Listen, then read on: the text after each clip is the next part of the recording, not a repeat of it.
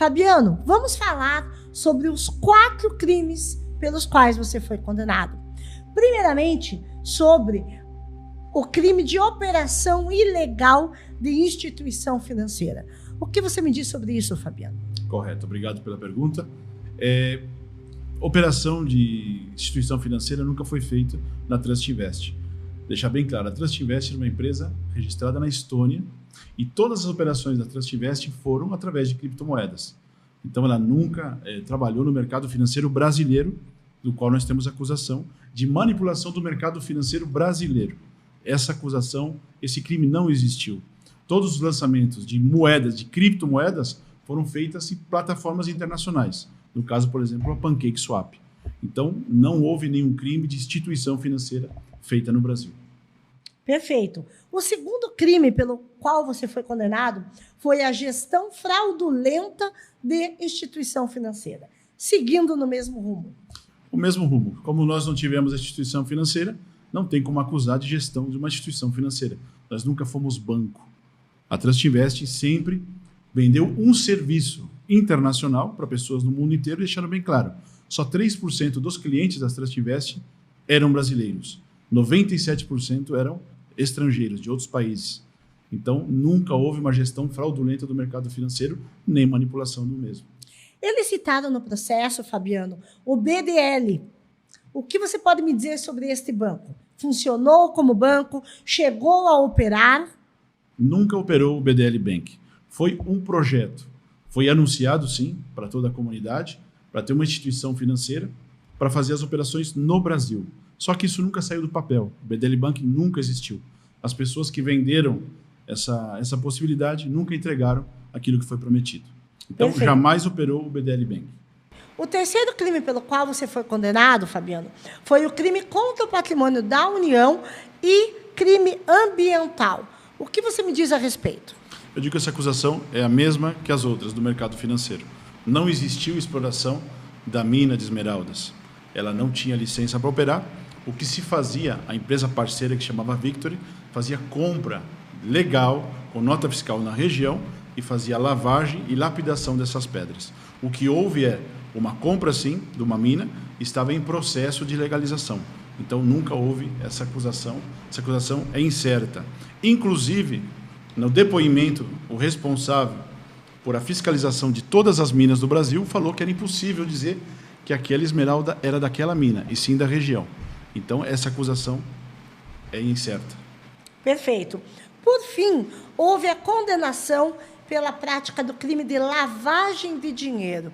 Você chegou a lavar dinheiro, Fabiano? Conta pra gente. Não, jamais houve essa possibilidade de lavagem de dinheiro, nem a intenção. O que houve uma acusação sobre um caminhão que eu comprei, que coloquei o meu nome Transportes Lorite, ele foi preso no meu sítio, ele estava sendo reformado e eu não tive tempo de passar o meu nome, porque ele não estava sendo usado. Ele estava em reforma para ser usado no transporte de gado. Eu comprei esse caminhão com cheques ao meu nome. Quem quer lavar dinheiro não compra no cheque no seu nome e nem coloca o seu nome no caminhão. Então, essa acusação também não procede. A segunda foi sobre um carro de um amigo que estava na minha casa. Eu fui preso lá em Tocantins. Eu estava voltando do Maranhão e tinha um amigo que estava na minha casa com um carro, inclusive, que ele tinha comprado num consórcio 2 dias antes. Nunca vi esse carro na minha vida. Eu só vi nas fotos dos autos. Que chama Heitor Bacholes. Ele comprou no consórcio esse carro, feliz, foi em casa, que ele estava dormindo em casa, cuidando da minha casa, e quando chegou a operação, pegaram esse carro e disseram que esse carro é meu. Esse carro nunca foi meu, nunca comprei esse carro é do Heitor Bacholes. Então, essa acusação também não procede. A terceira, de uma caminhonete do Jefferson Negrini, que trabalhava comigo, um amigo, ex-lutador de MMA, que tinha condição financeira para comprar aquela caminhonete, trabalhava no sítio, da mesma forma. Fui acusado que essa caminhonete era minha. Não é minha, nunca lavei dinheiro através dessas 3 acusações. Não procede essa acusação, doutor. Era inexistente. Sabe me dizer se tudo isso chegou a ser documentado nos autos? Com certeza. Inclusive, as pessoas reclamaram o seu patrimônio. Tanto o Heitor como o Negrini reclamaram a devolução dessa caminhonete, desse carro, se não me engano, Citroën, e nunca foi feito. E o caminhão está preso lá no sítio. Inclusive, está desmontado estava em processo de manutenção, está preso lá no sítio, com o meu nome bem grande, acredito que não apagaram ainda, que se chama Transporte Lorite. Eu nunca vi alguém querer lavar dinheiro e colocar o nome no caminhão. Então, inexistentes as acusações. Certo. Me fale agora, Fabiano, sobre a Trust Investing. Para quem é leigo no assunto, como você explicaria o negócio? Era uma pirâmide, como diz a acusação, ou um modelo de investimento legítimo? Correto. Primeiramente, o Ministério Público não nos acusou de pirâmide financeira. Por quê?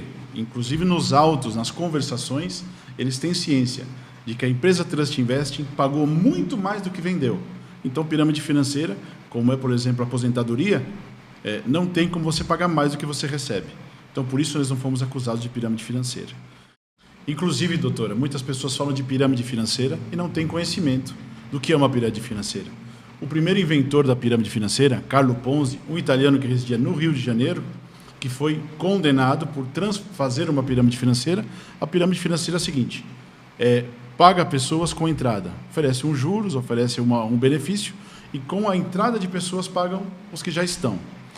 Esse inventor foi preso, foi condenado, e esse modelo foi imitado. E os meus pais participaram a vida inteira numa pirâmide financeira, que é o sistema de aposentadoria no Brasil e em vários países do mundo.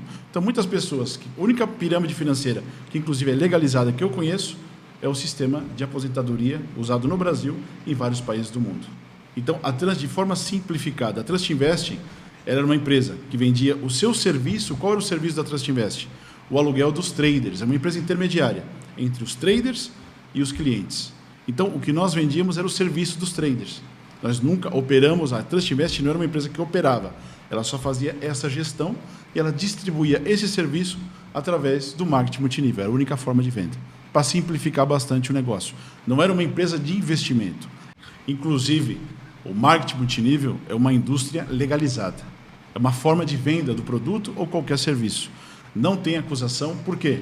O Ministério Público Brasileiro não encontrou indícios de que fosse uma pirâmide financeira. A única forma de pirâmide financeira falam o quê? Nas mídias. Porque é mais fácil falar, porque os leigos, para eles, qualquer marketing multinível é pirâmide financeira. Então, não tem essa acusação, não tem provas. A forma de venda dos produtos é uma forma legal, na Estônia, no lugar onde estava registrada a empresa. A empresa, perfeito. Você se considera culpado de algum crime, Fabiano? Não, porque fui acusado injustamente, acusado e condenado sem provas. Muitas pessoas investiram na Trust. A sentença aponta que elas foram lesadas.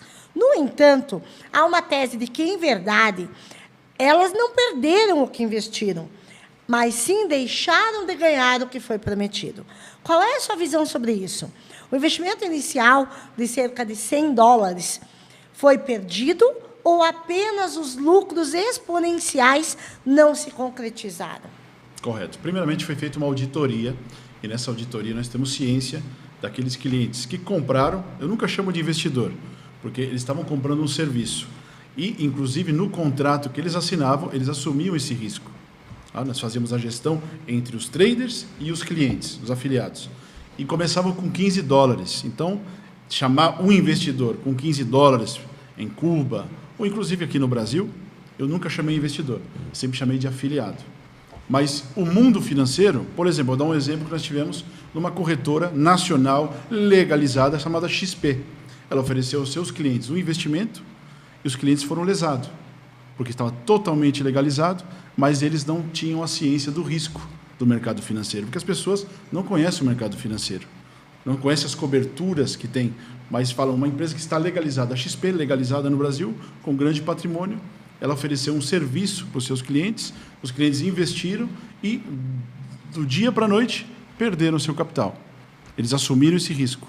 Então, muitas vezes, falar que a Trust Invest era uma empresa de investimento, não, ela é uma empresa de gestão de criptomoeda. As pessoas que compravam, que a grande maioria, todas elas recuperaram e ganharam muito mais do que realmente investiram. Por exemplo, todos os que estão acusando, inclusive nos autos, todos eles, alguns deles participavam no top 20. Tinham pessoas que ganhavam $15 mil por dia e começaram com $1.000. Inclusive, um que está no próprio caso, ele começou com $1.000. Então, ele não investiu, ele investiu tempo no marketing multinível. Através do marketing multinível, ganhou comissões, recomprou produtos por causa do sistema. Então, muitas vezes é visto como um investidor. Só que ele reclama o que ele tinha na plataforma, que era um saldo proveniente das comissões, do que ele ganhou, do trabalho que ele fez, mas não é um investidor que investiu 3 milhões e perdeu os milhões que investiram. Isso não houve. Tem uma auditoria que foi feita, inclusive foi negada a apresentação dessa auditoria nos autos, como prova, onde nós temos a ciência dos clientes que compraram o seu produto e não receberam resultados sobre ele. Mas a grande maioria recebeu muito mais do que comprou. Certo. A sentença menciona, no tocante à apreensão de bens, uma caminhonete Hilux e cabeças de gado, que estariam supostamente em nome de terceiros para ocultar o seu patrimônio, Fabiano. Qual era a real situação desses bens e o que aconteceu com eles e com todo o trabalho que você desenvolveu por anos? Correto. Eu fui no ano 2000 para a Espanha. Trabalhei na Espanha, tive meus negócios. Então, falar que o fruto do meu capital foi para o negócio ilícito é muito fácil, mas eles não têm como provar isso. Eu tinha o meu capital, comecei no agronegócio, também tinha o meu salário da Transtinvest, que não era um dinheiro ilícito.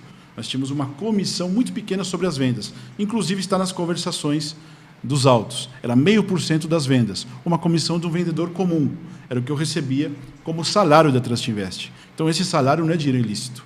Então, o gado que eu comprei foi com o meu dinheiro do meu trabalho, com dinheiro de anos trabalhando. Tudo isso, eles falam que isso aí é dinheiro ilícito. Não foi dinheiro ilícito.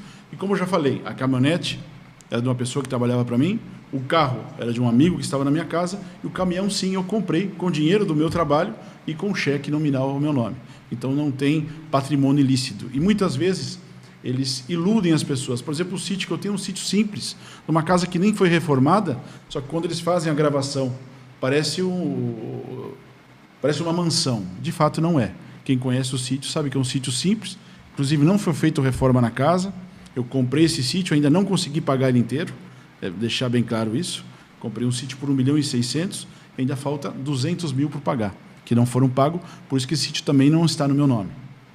Então, não tem nenhuma atividade ilícita por minha parte dos meus negócios.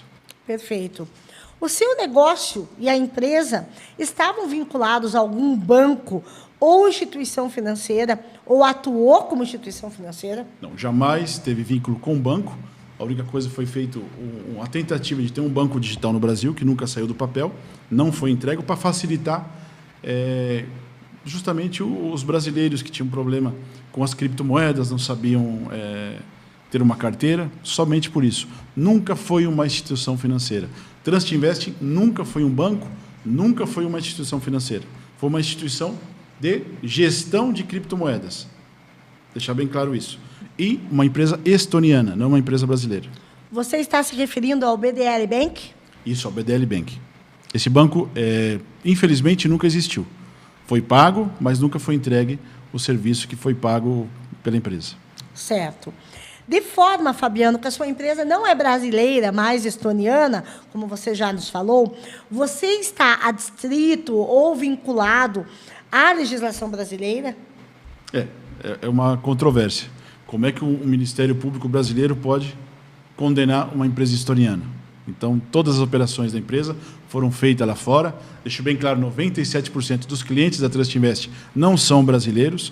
O Brasil não tinha relevância nenhuma nas vendas da Transtinvest. A única coisa que chamou a atenção da mídia, porque inclusive um cliente, que é um afiliado que está acusado como dono da Transtinvest, que nunca foi dono da Transtinvest, foi somente um afiliado, casou com uma famosíssima, e por isso chamou a atenção do Ministério Público brasileiro. Mas deixar bem claro, a Transtinvest era uma empresa estoniana.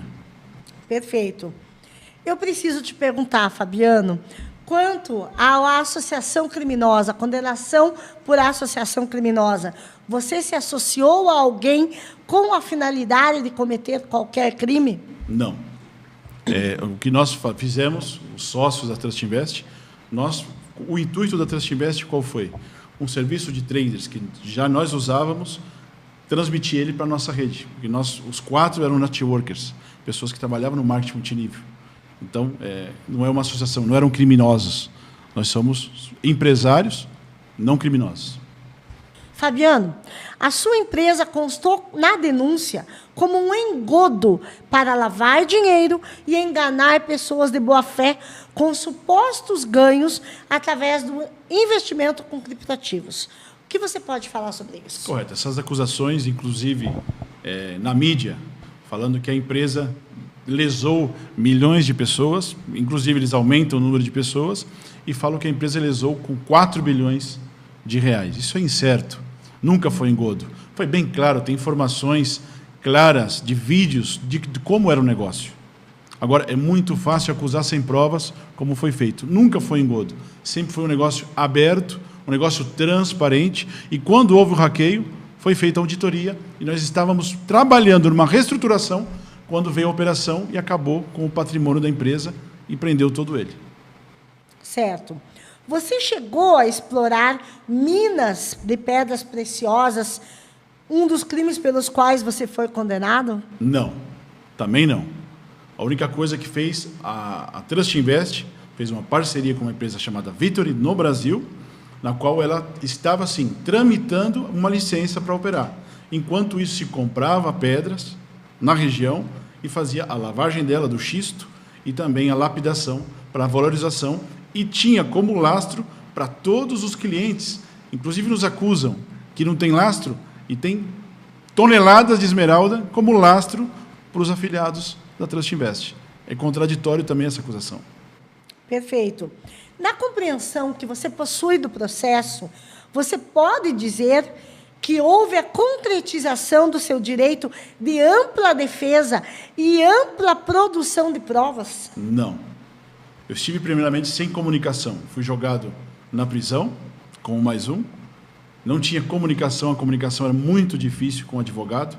A advogada, naquela época, não me transmitiu, por exemplo, um direito. O gado que eu tinha foi leiloado sem a minha autorização. Não tinha contato com os outros envolvidos, com os outros sócios. Então, não tive contato, não tive comunicação. Inclusive, os advogados daquela época não fizeram essa comunicação entre nós. E nós não tivemos o direito de mostrar provas. Inclusive, nunca foi pedido do Ministério Público provas por uma empresa estoniana. Da auditoria, por exemplo, que nós temos a prova de quantos os clientes compraram, de tudo que foi feito, do problema que teve no sistema, nós nunca pudemos colocar essas provas nos autos. O que você pode me dizer sobre o que consta dos autos, o ataque hacker sofrido, cuja prova você solicitou para instruir os autos na sua defesa e até hoje não foi feito? Correto. Foi feita uma auditoria onde se demonstra que teve uma duplicação de saldo dentro do sistema feito em Cuba. Foi um ataque que nós tivemos na página, esse ataque existiu, apesar de eles pegarem uma conversa que teve de um dos sócios com o seu filho e tiraram de contexto, como uma frase que ele está falando, graças a Deus, que houve um ataque hacker, mas o ataque hacker existiu. Inclusive, quem conhece a história da Trust Investing sabe que foi feita uma mudança. Foi estado por vários meses, sem página, para fazer uma nova página, e todos os clientes receberam. Então, quem esteve na Trust Invest, quem tem um pouco de memória, sabe isso. Então, sim, houve esse ataque hacker, houve um ataque, houve uma duplicação de saldo, e nós temos tudo isso na auditoria. Perfeito. Há um trecho da denúncia alegando que foi colhida pelo Ministério Público Federal uma documentação supostamente obtida na escrivania de um dos acusados, aonde se tinha um caderno com supostamente o passo a passo da operação. Tanto este acusado quanto você afirmaram incisivamente que não reconheciam a letra aposta em referido caderno como suas. Fazendo um gancho, por diversas oportunidades, foi postulada a produção de prova pericial mediante a perícia grafotécnica, grafoscópica, para comprovar que a letra não era a sua letra. Foi feita a perícia? Doutora, não foi feita a perícia, e qualquer que não precisava ser um perito. Uma criança reconheceria que a minha letra não é a que estava nesse papel. Por isso, nós não reconhecemos essa escrita. Essa escrita não foi feita por mim, não foi feita por nenhum dos sócios, porque essa manipulação nunca existiu. No dia do lançamento da Trustercoin, a empresa não fez compra de moeda. Então, isso aí é fácil ver através da blockchain. correto? E outra coisa, essas provas nós pedimos a perícia porque esse papel, inclusive eu vou falar uma coisa, no caderno que tem na minha casa, eu fiz alguns rascunhos de ideias que eu tive, colocando alguns nomes sobre alguns tokens de negócio de futuro, de agronegócio, de plantação de teca. Eles usaram isso como se fosse uma criação do novo negócio. Então, não houve essa manipulação dessa moeda, essas acusações são falsas e esse papel não me pertence a mim e nem ao dos sócios da Trust Invest. Esta prova você reputa como sendo uma prova essencial ao esclarecimento dos fatos, à comprovação? Claro, num deles, quando você, primeiramente, nos acusam de manipulação do mercado financeiro. Nós nunca atuamos no mercado financeiro brasileiro, deixar bem claro isso. Mas se você acusa alguém de manipulação e traz uma escrita onde tem uma suposta acusação, se ela não é sua, não é da sua letra, não parece com nada que você escreveu, com certeza é uma prova inexistente. É uma prova importante, nós demonstramos que aquilo ali nunca foi feito por nós. E embora tenha sido postulada por diversas vezes, inclusive pela minha pessoa, depois que assumi o seu processo, foi indeferida até um pouquinho antes do proferimento da sentença, correto? Correto. Perfeito. Para finalizar o nosso bloco, Fabiano, se você pudesse voltar atrás e fazer alguma coisa diferente, você faria o quê? Muitas coisas. A primeira coisa, jamais contrataria a empresa Widtech para cuidar do nosso sistema. Nós contratamos, tivemos o primeiro hackeio, inclusive que a empresa esteve fechada por alguns meses. Nós contratamos uma empresa que foi recomendada por um dos líderes da Espanha e nos apresentaram a Widtech como uma grande solução, com pessoas honestas, e realmente foi a pior decisão que eu tomei na minha vida, junto com os sócios, contratar essa empresa terceirizada para cuidar do nosso sistema. É como se tivesse as galinhas cuidando por outros, cuidada pelo lobo. Então, essa é uma decisão que eu voltaria atrás. A segunda coisa que eu jamais faria seria trabalhar no ramo do mercado de pedras preciosas e metais preciosos. Por quê? É um mercado onde tem muitos poderosos. E trabalhar nesse mercado foi uma coisa que eu não faria. É uma coisa que, se eu pudesse voltar atrás, eu não trabalharia nesse mercado. Por quê? Nós entramos num mercado que não era... Nós incomodamos pessoas que não nos queriam nesse mercado. Então, se eu pudesse, jamais eu voltaria a trabalhar nesse mercado de pedras preciosas de metal. Perfeito. Obrigada até agora pela sua participação. Encerramos esse bloco com um pequeno intervalo. Até já.